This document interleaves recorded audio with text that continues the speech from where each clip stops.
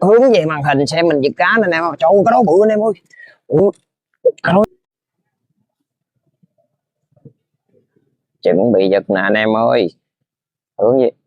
Hướng về màn hình xem mình giật cá nè anh em. Trời ơi, cái đó bự anh em ơi. Ủa, cái đó chà bá luôn anh em ơi.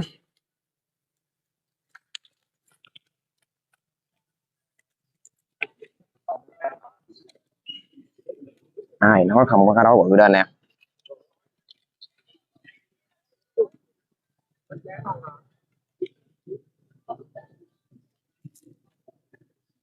Cái đó quá bự luôn nha anh em. Con này tầm 3 lạng, một gang luôn nè, lên mặt nước luôn anh em.